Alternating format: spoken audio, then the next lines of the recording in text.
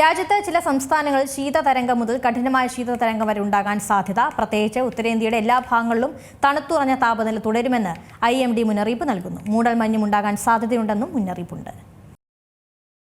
ലോകത്തെ കാലാവസ്ഥകളിൽ വളരെ വ്യത്യാസം വരുന്നു. പ്രത്യേകിച്ച് ഇന്ത്യയിൽ എന്തും സംഭവിക്കാം. മഴ കുറയും, വരൾച്ചയ്ക്ക് കാരണമാകും. കാലാവസ്ഥാ വിദഗ്ധർ പറയുന്നതനുസരിച്ച് എൽനിനോ അവസ്ഥകൾ തിരിച്ചു വരുന്നു എന്നാണ്.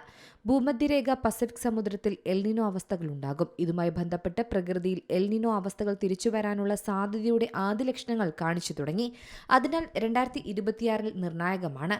കാരണം 2026 രണ്ടാം പകുതിയിൽ എൽനിനോ ആരംഭിച്ച് വടക്കൻ ആഗോളതലത്തിലെ ശൈത്യകാലത്ത് അതിന്റെ ഉച്ചസ്ഥായിൽ എത്തുമെന്ന് വിദഗ്ധർ പറയുന്നു.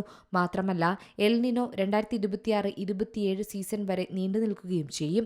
ഇത്തവണ 2026 രണ്ടാം പകുതിയിൽ ഈ പ്രതിഭാസം ശക്തപ്പെടുകയും ചെയ്യുമത്രേ.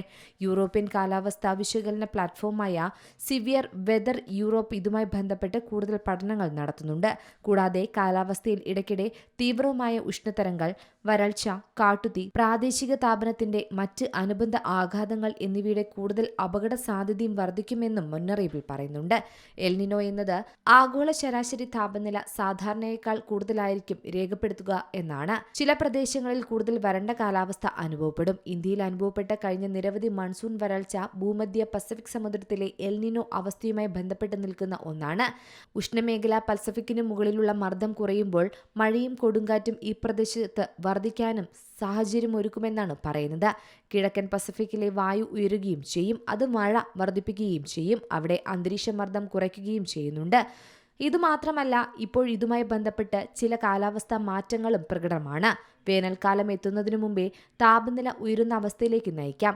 ഇതിപ്പോൾ പല ജില്ലകളിലും തണുത്തുറഞ്ഞ അവസ്ഥയും രേഖപ്പെടുത്തുന്നുണ്ട്.